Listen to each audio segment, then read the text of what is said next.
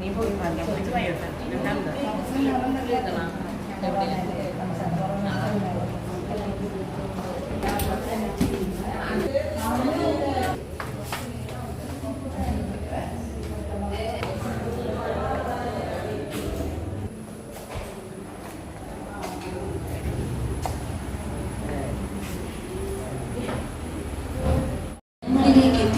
എന്ന ലക്ഷ്യത്തോടെ സർവകലാശാല ആസ്ഥാനമായ വെള്ളാനിക്കരയിൽ പ്രവർത്തിക്കുന്ന ഈ കേന്ദ്രത്തിൽ ഏതാണ്ട് 50 ഏക്കർ സ്ഥല വിസ്തൃതിയിൽ ഇന്ത്യൻ കാർഷിക ഗവേഷണ കൗൺസിൽ അംഗീകരിക്കുന്ന കർമ്മ പരിപാടികളാണ് ഈ കൃഷി വിജ്ഞാന കേന്ദ്രത്തിൽ.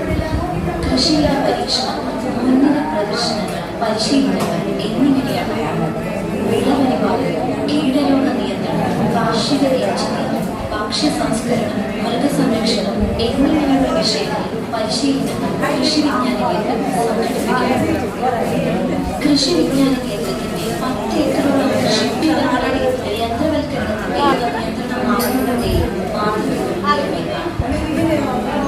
മുൻപെത്തിയ കാര്യങ്ങളിൽ വേർതിരിച്ചു പച്ചക്കറികൾ ആവശ്യാനുസൃതം പൂർത്തിയാക്കിയതിനു ശേഷം ശീതീകരിച്ചു അനുകൂല കാലാവസ്ഥ പ്രത്യേകമായി സജ്ജീകരിച്ച് കൃഷി ചെയ്യാവുന്ന മാതൃകാ യൂണിറ്റ്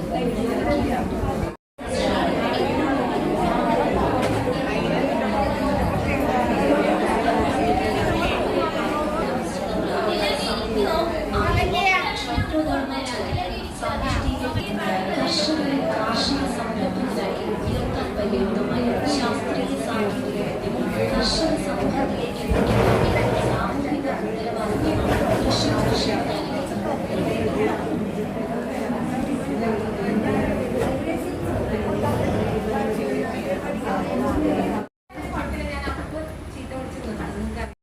മരങ്ങളിലും അല്ലാതെ സാധാരണ 15 ദിവസത്തെ ഇടവേള ഞാൻ പറയുന്നത്.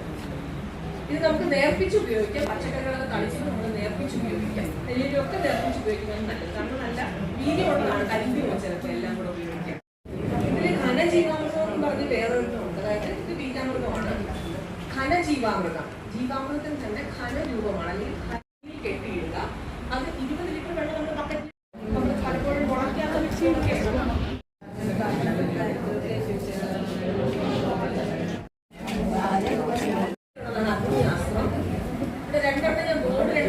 ഒന്ന് ബ്രഹ്മാസ്ത്രവും ഒന്ന് നീമാസ്ത്രവും താങ്ങി പോവാം.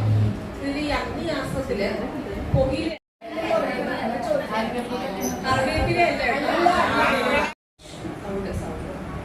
ഇവയെ അകറ്റി നിർത്താനായിട്ട് നമുക്ക് അഗ്നിയാസ്ത്രം എന്തായാലും വേണം. ബാക്കി ഇതില് നമുക്ക് നമ്മുടെ കിട്ടുന്ന അനുസരിച്ച് ഉപയോഗിച്ചാൽ മതി. പുഴുക്കള്, തീരിപ്പുഴുക്കള്, അതുപോലെ നീരിട്ട് പിടിക്കുന്ന പ്രാണികള്, പച്ചച്ചുള്ളൻ, ഓല ചുരുട്ടി പുഴു, ഇതിനൊക്കെ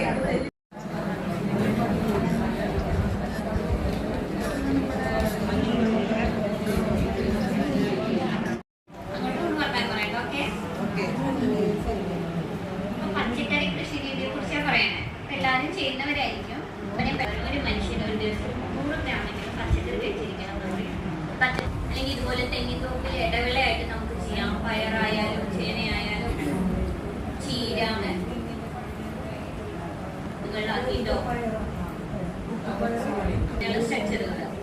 അങ്ങനെയുള്ള സ്ട്രക്ചറുകൾ നമുക്ക് ചെയ്യാം. ഈ പക്ഷികളുടെ മണ്ണ് സൂര്യപ്രകാശം കിട്ടുന്ന സ്ഥലം നോക്കിയിട്ട് വേണം നമ്മൾ പച്ചക്കറി കൃഷി ചെയ്യാൻ വേണ്ടിയിട്ട്.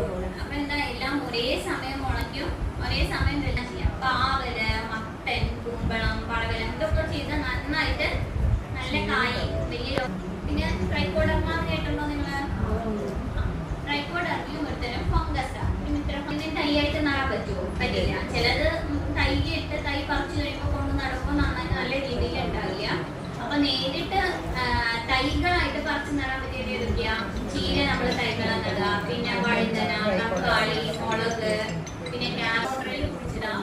അല്ലെങ്കിൽ നമുക്ക് എന്ത് ചെയ്യാം, ഇതുപോലെ ഉയർന്ന തടം ഒന്നിച്ചിട്ട് എവിടെയും അതിപ്പോ ഇങ്ങനെ ഓരോന്നിനും ഓരോ പോലെ. ഇപ്പൊ വെള്ളം ചെയ്ത സാധനം വെച്ച് നമുക്ക് പിരിയാം. ചകിരിച്ചോറ്, ചാണകപ്പൊടി, കമ്പോസ്റ്റ്, കുറച്ച് കുമ്മായം ഇതൊക്കെ ഇട്ട് കൊടുത്ത് മിക്സ് ചെയ്ത് ഒരു 10 ദിവസം വെയിറ്റ് ചെയ്ത ശേഷം നമുക്ക് നടാം. പക്ഷെ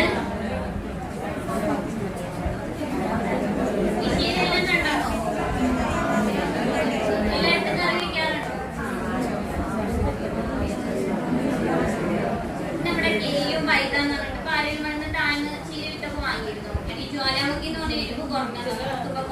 ഉണ്ടാക്കി ഉപയോഗിക്കാൻ പറ്റുന്നത്.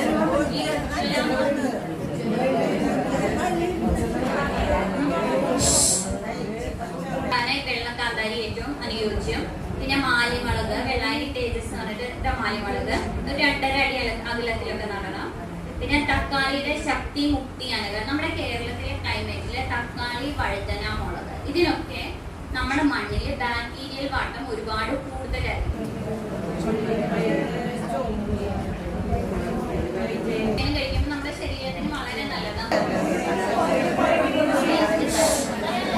എന്നിട്ട് ആദ്യത്തെ പൈപ്പ് ഫിക്സ് ചെയ്ത് വെച്ചിട്ടുണ്ടോ, ഇത്രയും ഗ്യാപ്പിൽ മണ്ണിൽ താഴ്ത്തി വെക്കണം. ആദ്യത്തെ പൈപ്പിൽ നമുക്ക് ബേസ് ആയിട്ട് എന്ത് കൊടുക്കാം, കുറച്ച് ഉണങ്ങിയ ഇലകളില്ലേ അത് പൊടിച്ചിട്ട് കുറച്ച് നമുക്ക് ഇട്ട് കൊടുക്കാം.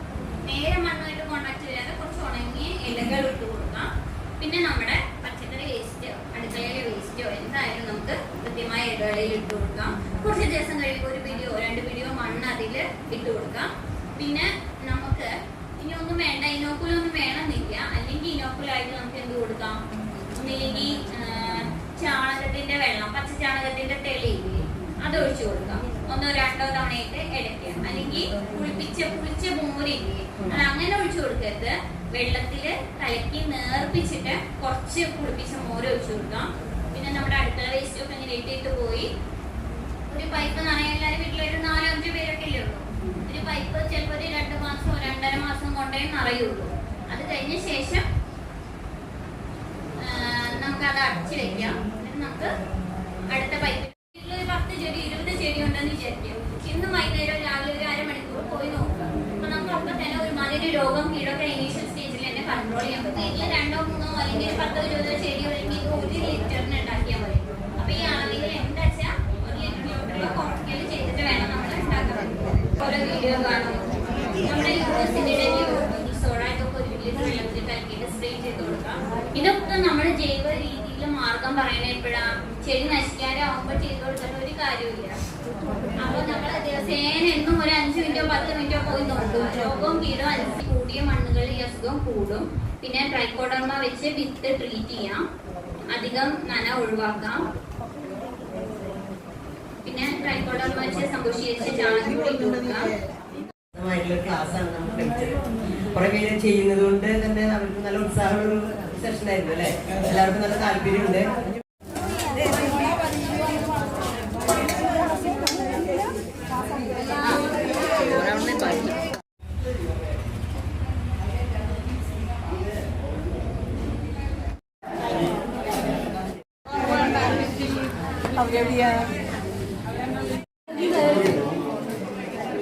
കുറ്റിപ്പയറുണ്ടോ?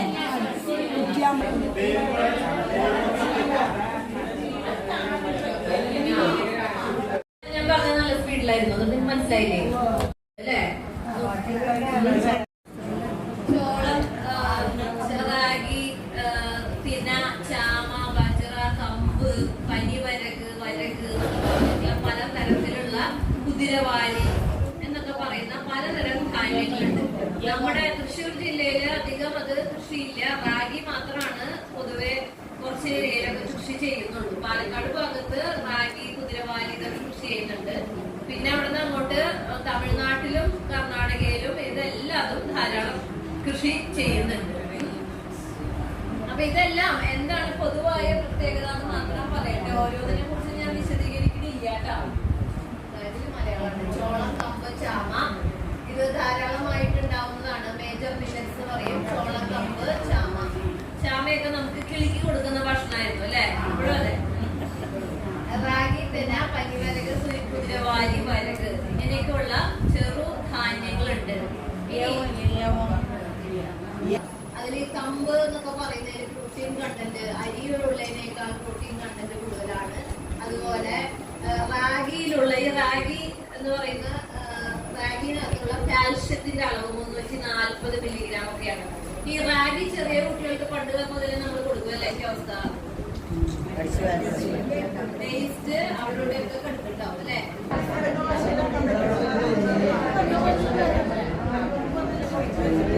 ഒരു ചോദ്യം നമുക്കറിയാം.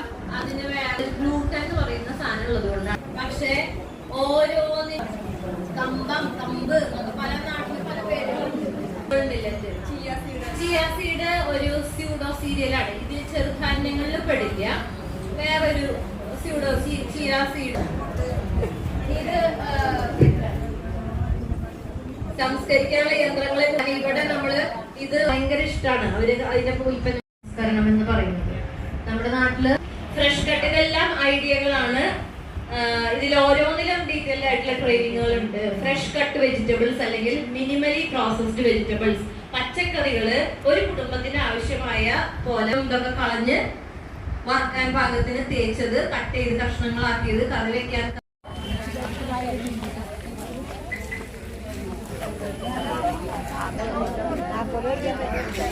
ഇതായിട്ട് പണി കഴിഞ്ഞ ഫെസിലിറ്റി സെന്റർ കഴിഞ്ഞിട്ടില്ല. നിങ്ങളാണ് ഇതിന്റെ ഉള്ളിലേക്ക് അയച്ച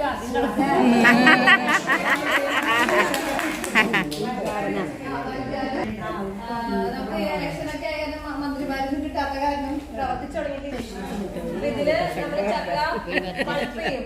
ഇതിലാണ് ചക്ക പൾപ്പ് ചെയ്യാം. ഇത്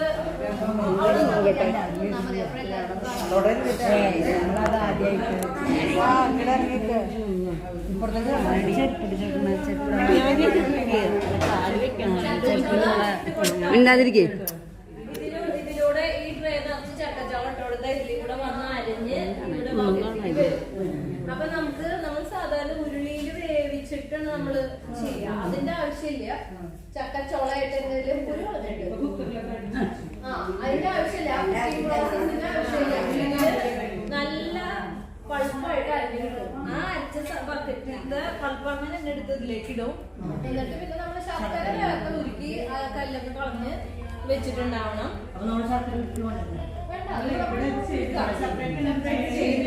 എന്നിട്ട് അതിലിട്ട് കഴിഞ്ഞാൽ പിന്നെ നമുക്ക് പണിയൊന്നുമില്ല. അതിൽ കിടന്ന് അതിന്റെ ടെമ്പറേച്ചർ സെറ്റ് ചെയ്യാൻ പറ്റും. ഈ കറങ്ങുന്ന സാധനം 4-5 മണിക്കൂർ സമയത്തിന് വലിയ ലാഭമില്ല, പണിക്കാണ് ലാഭമുള്ളൂ. പിന്നെ 30 കിലോ കൊള്ളില്ലേ? മനസ്സിലായോ? പിന്നെ ഇതാണ് 200 കൊടുക്കട്ടെ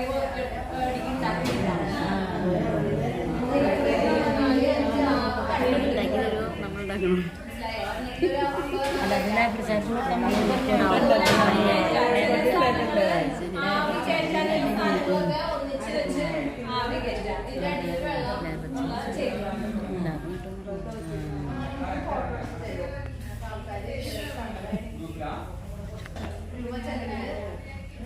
നിങ്ങളെ പോലുള്ളവരെ ഇങ്ങനത്തെ മെഷീനറികൾ കാണിക്കാനും ഉപയോഗിക്കാൻ പഠിപ്പിക്കാനും വേണ്ടിയിട്ട് മെഷീനറികൾ നമുക്ക് പല സ്കീമിൽ കിട്ടിയിട്ടുള്ളതാണ്. ഷെഡ്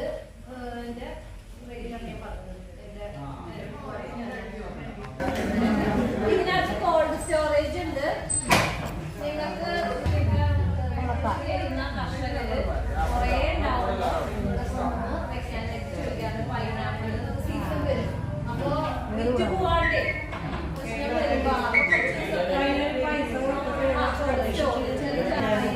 മുറുക്കൊക്കെ ഉണ്ടാക്കുന്ന മെഷീൻ ഉണ്ട്. ആ കൂട്ടിക്കാണ് മുറുക്ക് കൊക്കുവട മധുരസേവയൊക്കെ ഉണ്ടാക്കുന്ന മെഷീൻ ഉണ്ട്. ആ മെഷീനിൽ ഉണ്ടായ സാധനം ഇതിനകത്തിട്ടിട്ട് അതിൽ മുളക് കോട്ട് ചെയ്യണേ. നമ്മള് സ്പൈസ് ചിപ്സ് ആണെങ്കിലും നമ്മള് സാധാരണ ബനാന ചിപ്സ് ആണെങ്കിലും ഉപ്പേരി ഉണ്ടാക്കിയത് അതിൽ വേണമെങ്കിൽ മുളക് പൊടി കോട്ട് ചെയ്യാം. അപ്പൊ ഇതിങ്ങനെ കറങ്ങും. നമ്മള് ഇലക്ട്രിസിറ്റിയിൽ വർക്ക് ചെയ്യുമ്പോൾ ഇങ്ങനെ വട്ടത്തിൽ കറങ്ങുമ്പോൾ എല്ലാവർക്കും ഒരുപോലെ കോട്ട് ചെയ്ത് വരും ചിപ്സ്. ഇത് ചിപ്സ് വറക്കണ മെഷീനാണ്, ഫ്രയർ എന്ന് പറയും. എണ്ണ ഇതിനകത്ത്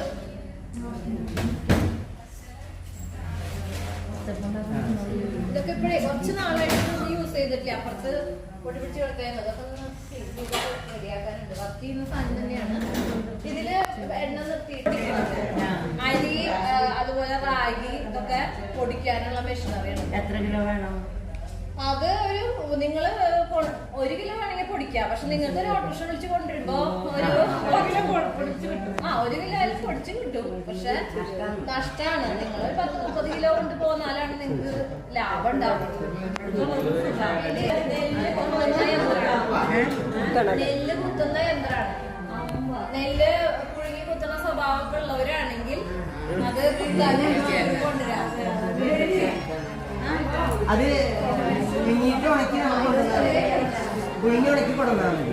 അത് പുഴുങ്ങി ഉണക്കി നമ്മൾ അവിടെ ചേർത്തത്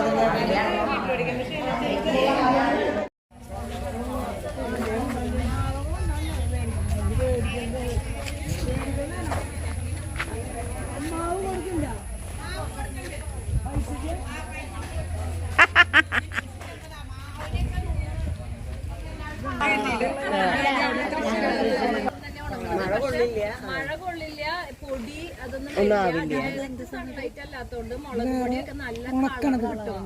മുളക് മല്ലിയൊക്കെ ഉണക്കണം.